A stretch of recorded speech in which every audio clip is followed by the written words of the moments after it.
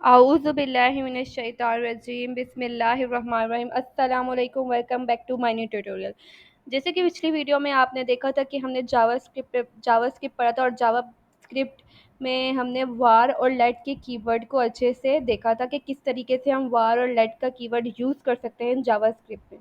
अच्छा, दोबारा से मैं रिवीजन करवा देती हूँ कि जावास्क्रिप्ट क्या होती है। जावास्क्रिप्ट एक प्रोग्रामिंग लैंग्वेज है। जावास्क्रिप्ट प्रोग्रामिंग लैंग्वेज है तो प्रोग्रामिंग लैंग्वेज इसमें काम करने के लिए जो है हमें इनके वेरिएबल्स मतलब वेरिएबल्स बनाने पड़ते हैं, और वेरिएबल्स हमने लेट का भी बना दिया है और वार का भी बना दिया। ठीक है, तो आज हम जिस वेरिएबल को बनाने जा रहे हैं वो है कॉन्स्ट। कॉन्स्ट का नाम का वेरिएबल किस तरीके से बनता है और हम इसका क्यों यूज़ करते हैं जावास्क्रिप्ट में, तो चलिए देखते हैं।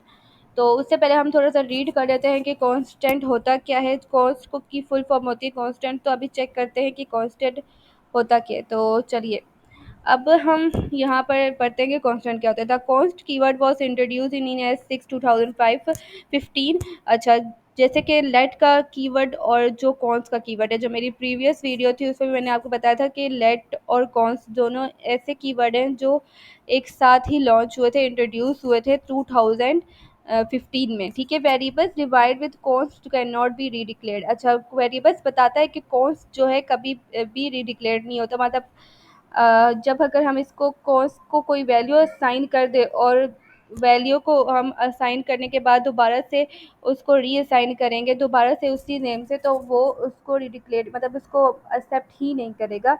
वो किस तरीके से, तो हम वीडियो में जब विजुअल स्टूडियो को कोड में जाएंगे तो मैं आपको पूरा करके बताऊंगी। ठीक है, variables defined with constant can not B resign. ठीक है, ये एक ही बात हुई यहाँ पर कि वो मतलब दूसरा कुछ भी अगर हम उसको रिसाइन अब दोबारा से कुछ एक और नया वेरिएबल बनाया कॉन्स्ट नेम का जो सेम थे, तो वो उसको रिसाइंड ही नहीं करेगा। वेरिएबल डिफाइन विद कॉन्स्ट है ब्लॉक स्कोप।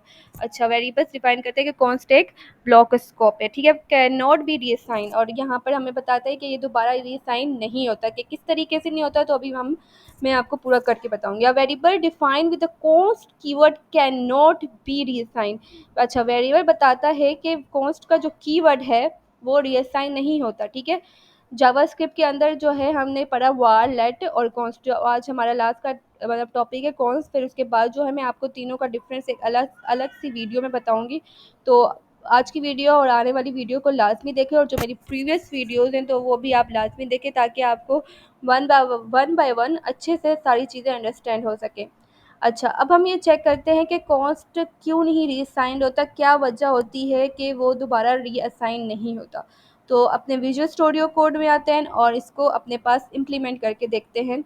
अच्छा, मैंने यहाँ पर अपना विजुअल स्टूडियो कोड ओपन कर लिया है। हर बार की तरह यहाँ पर हम क्या करेंगे, शिफ्ट प्लस एक्सक्लेमेशन मार्क को प्रेस करेंगे और उसके बाद इंटर प्रेस करेंगे। इसके बाद हमारे पास ये कोड खुद ही जनरेट होकर हमें मिल जाएगा। ठीक है, अच्छा, डॉक टाइप HTML जो है वो HTML5 को रिप्रेजेंट करता है। HTML जो होता है, अच्छा, डॉक टाइप HTML जो है representing HTML5। HTML is a parent of head and body, और हेड और बॉडी इज कॉल्ड इज इसको हेड और बॉडी इसको क्या कहेंगे कि ये चाइल्ड होंगे। ठीक है, डॉक टाइटल जो होता है हमारा मेन टाइटल होता है किसी भी प्रोजेक्ट या किसी भी असाइनमेंट का, या फिर किसी भी ऐसी चीज़ जो हम बनाने वाले हैं उसका ऐसा नाम जो उस रिप्रेजेंट करे पूरी वेबसाइट को, वो हम यहाँ लिखते हैं। ठीक है, फिलहाल तो हम टॉपिक के ऊपर बात करें तो हम टाइटल का नाम भी वही लिखेंगे। हम लिखेंगे जावा स्क्रिप्ट कॉन्स्ट। ठीक है, फुल फॉर्म होती है कांस्टेंट। शॉर्ट फॉर्म हम उसको लिखते हैं कांस्टेंट। मतलब यहाँ पर जब हम इसको डिफाइन करेंगे कांस्टेंट को, तो उसको हम कॉन्स्ट के नाम से डिफाइन करेंगे। पता है क्यों? क्योंकि हम इसका पूरा कीवर्ड नहीं लिखते। जैसे वेरिएबल था, वेरिएबल का हमने पूरे वर्ड नहीं लिखा था, वार लिखा था। ठीक है, इसी तरह कांस्टेंट का भी CONST ही लिखेंगे यहाँ पर हम।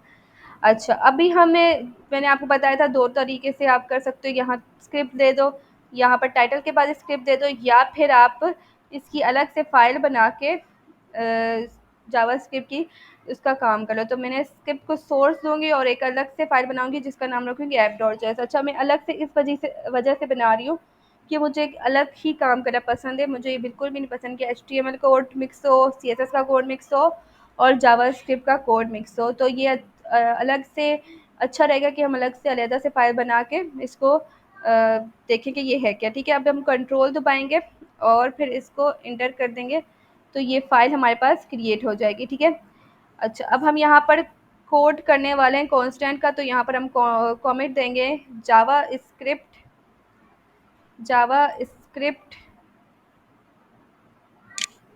कांस्टेंट। ठीक है, जावास्क्रिप्ट कांस्टेंट। अब हम चेक करते हैं कि जावास्क्रिप्ट के कांस्टेंट किस तरीके से हम यहाँ बना सकते हैं। तो यहाँ पर हमने कॉन्स्ट लिखा। ठीक है, ये एक कीवर्ड है। ठीक है, कॉन्स्ट का कीवर्ड रिप्रेजेंट करता है कि हम जावास्क्रिप्ट के ऊपर काम कर रहे हैं। जैसे हम सीएसएस कर रहे थे तो उसके अपने अपने कीवर्ड से, मतलब उसके ऊपर तो हम सॉरी उसके कोई कीवर्ड्स नहीं थे, जस्ट वो हम क्लासेस को कॉल कर रहे थे, आईडीज को कॉल कर रहे थे। यहाँ जावास्क्रिप्ट जो है आपको काम जावास्क्रिप्ट पे काम करने के लिए उसके कीवर्ड्स को यूज़ करना पड़ता है। ठीक है, डायरेक्ट हम ऐसे नहीं कर सकते कि 100+200 हो जाए, 300+400 हो जाए। हर चीज़ करने के, हर प्रोग्रामिंग लैंग्वेजेस करने के कोई ना कोई रूल होते हैं। अच्छा, कॉस्ट को हम वेरिएबल दे देंगे। जैसे हम वेरिएबल को एक वेरिएबल दे रहे थे ना, नाम दे रहे थे, तो कॉस्ट को भी हम एक नाम दे देंगे, a = 200। ठीक है, मैंने कॉस्ट की वैल्यू को एक नाम दे दिया और इसको कहा कि इसकी वैल्यू है 200। अब मैं चाहूँ तो डॉक्यूमेंट डॉट राइट कर दूँ या कंसोल डॉट लॉग कर दूँ, ये जस्ट मेरे ऊपर डिपेंड करता है कि मैं इसको क्या करना चाहती हूँ। अच्छा, अब उसके बाद मैं यहाँ पर कंसोल डॉट लॉग लिखूँगी और मेरे को जो चीज़ प्रिंट करवानी है, ठीक है, मुझे ए प्रिंट करवाना है, तो मैं यहाँ लिख दूँगी ए और लास्ट पे कॉलन डाल दूँगी। अब इसका रिज़ल्ट हम चेक करेंगे कि क्या रिज़ल्ट आएगा। चलिए हम अब अपने विजुअल स्टूडियो कोड को ओपन कर लेते हैं ब्राउज़र में। तो यहाँ पर हम लाइव सर्वर पे ओपन करेंगे, लाइव सर्वर पे जाएंगे। लाइव सर्वर की खसूसियात ये होती है कि उस पर हमें दोबारा दोबारा ये जो हम रिफ्रेशिंग करते हैं तो उसकी ज़रूरत नहीं पड़ती। ठीक है, एक्सटेंशन से ये डाउनलोड हो जाती है। अच्छा, अब हम कंसोल डॉट लॉग क्यों करते हैं, अगर आप डायरेक्ट इस वीडियो में आए हैं तो बिल्कुल तो आपको जो है इस बात का ख्याल नहीं होगा कि कंसोल में मैंने क्यों किया। कंसोल जो है इस वजह से करते हैं तो कि मुझे जो अपना प्रिंट शो करवाना है वो यहाँ पर करवाना है। अगर मैं डॉक्यूमेंट करती तो वो यहाँ शो करता है। ये मेरी प्रीवियस वीडियो में, जो स्टार्टिंग की वीडियो में है, मैंने अच्छे से एक्सप्लेन किया हुआ है। अगर आपने स्टार्टिंग की वीडियोस को नहीं देखा तो सबसे पहले जाएं और स्टार्टिंग की वीडियोस को देखें ताकि आपको आने वाली नई वीडियोस जो है अच्छे से समझ आएँ। अच्छा, अब यहाँ देखें, यहाँ पर हमारे पास आ रहा है 200, इसका आंसर आ रहा है 200। ठीक है, अब फॉर एग्जाम्पल अगर मैं इस कॉस्ट की वैल्यू को, ठीक है, आपने फिजिक्स में पढ़ा होगा, एक कांस्टेंट वैल्यू होती है। ठीक है, अब एक कांस्टेंट वैल्यू को फिर गुस्सा आता है तो आवाज लॉर्ड हो जाती है। अच्छा, हमको सिखा रिया है। अच्छा, और जब सोचते हैं तो लंबा वाला अच्छा। अच्छा, तब जाके बात समझ में आती है ससुरी।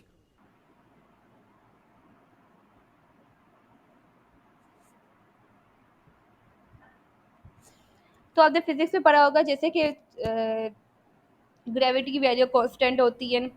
बहुत सी वैल्यूज जो हमें हमें दी हुई होती हैं, 3.14 एंड 6.673, 9.8। फिजिक्स अगर आपने पढ़ो तो वो वैल्यू कांस्टेंट होती है और उस वैल्यू को अगर हम कोई और वैल्यू साइन करेंगे तो हमारा जो आंसर होता है वो रॉन्ग हो जाता है। तो उसको इसी तरह की एग्जाम्पल आप इसको भी दे सकते हैं। फॉर एग्जाम्पल अगर मैं यहाँ नीचे आती हूँ और मैं डायरेक्ट लिखती हूँ a = 300 तो अब देखते हैं कि क्या ये आंसर हमारे पास वहाँ शो होगा। तो चलिए विजुअल स्टूडियो कोड के ओपन कर लेते हैं, रिफ्रेश करते हैं और यहाँ पर हमारे पास एक एरर आ जाएगा, uncaught type error, assignment to constant variable. ठीक है, अच्छा, इसने हमें एक असाइन कर दिया है कांस्टेंट वेरिएबल।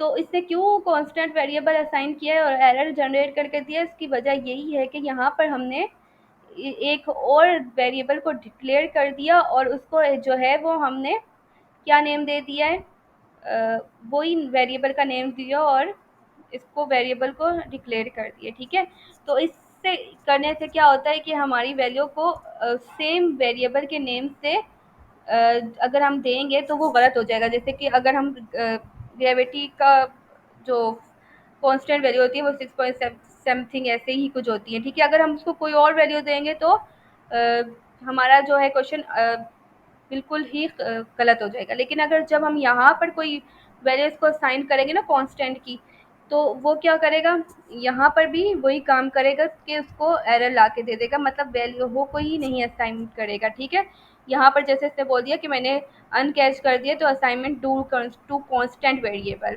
ठीक है, इससे हमें असाइन कर दी, तो सेम नेम के जो कि जैसे कॉन्स्ट हमने बनाया, एक वेरिएबल का नाम बता दिया तो और दोबारा से उसी को कॉल कर दिया, तो ये उसने गलत करवा दिया हमें, मतलब कि वो सेम नेम को डिक्लेयर ही नहीं करेगा। अगर मैं इसको ये हटा दूँ तो क्या वो करेगा, तो हमें वो आंसर ला के देगा। अच्छा, अब मैं यहाँ पर एक और वेरिएबल कॉन्स्ट नाम का बनाती हूँ, कॉन्स्ट, और मैं यहाँ लिखूँगी b इज इक्वल टू 399 लिख लेते हैं, चले। अच्छा, मैं यहाँ लिखती हूँ let b is equal to, क्या ये कर सकते हैं, चलिए चेक करते हैं जस्ट, सॉरी यहाँ पर इज इक्वल टू डालना था, मैंने माइनस की साइन डाल दी। ओके, अब मैं यहाँ करती हूँ कंसोल डॉट लॉग और b। अब देखते हैं क्या ये आंसर शो हो रहा है, ये तो वहाँ पर ही एरर दे रहा है, तो यहाँ पर तो लाजमी देगा। अच्छा, ये कह रहा है कि identifier B has already been declared. अच्छा, डिक्लेयर हो गया है, ये कह रहा है कि यहाँ पर हमने इसको तो पहले से ही बता दिया है। ठीक है, तो उसको हम दोबारा किसी और कीवर्ड, मतलब किसी और वेरिएबल के साथ भी अगर कॉल करेंगे ना कॉन्स्ट वाले को, तो तब भी वो एरर जनरेट कर कर हमें दे देगा। ठीक है, फॉर एग्जांपल अभी मैंने आपको करके बताया, अगर मैं बी का भी कीवर्ड यूज़, मतलब कॉस्ट के साथ बी लगा रही हूँ, वेरिएबल बना रही हूँ, और अगर मैंने किसी और उसको किसी और वेरिएबल के साथ, जैसे लेट के वेरिएबल के साथ मैंने इसको यूज़ किया है, तो वो डिक्लेयर ही नहीं करेगा। तो ये एक खासियत होती है कॉस्ट की, मतलब इसकी वैल्यू अगर जो हम इसको असाइन कर दें एक बार, और अगर हम उसी कीवर्ड को दोबारा से यूज़ करें, तो वो उसको मानेगा ही नहीं, मतलब उसको हमारे को एरर ला के दे देगा। तो मैं हटाऊंगी तो ये हमारे पास हमें रिजल्ट ला के दे देगा। तो कॉस्ट का वेरिएबल जो है हमारे पास कांस्टेंट वैल्यू ला के देता है, जो हमारी जो वो वैल्यू होती है जिसको हम अगर किसी और वेरिएबल को बनाएं, जैसे मैंने आपके सामने ये लेट का वेरिएबल बनाया और सेम नेम दिया वेरिएबल का, तो वो इस चीज़ को मानेगा ही नहीं। ठीक है, अच्छा अब इसको हटा देते हैं। अच्छा, अभी जैसे मैंने कॉस्ट लिखा, वैल्यू को प्लस करवा देते हैं कॉन्स्ट के साथ। मैं लिखती हूँ a इज इक्वल टू 299। अच्छा, ये हमने पहले से ही डिक्लेयर किया हुआ है, तो इधर हम इसको अलग से नाम देंगे, const c is equal to 229 और d इज इक्वल टू 100। अब हम इन दोनों को प्लस करवा देंगे कंसोल डॉट लॉग करके, console dot log C plus D. इसका रिजल्ट चेक करते हैं, 399 हमारे पास इसका रिजल्ट आ रहा है। उम्मीद है कि आपको हमारी आज की वीडियो पसंद आई होगी। अगर आपको हमारी आज की वीडियो पसंद आई है तो लाइक करें, सब्सक्राइब करें और बेल आइकन को प्रेस करना ना भूलिए। अल्लाह हाफिज़।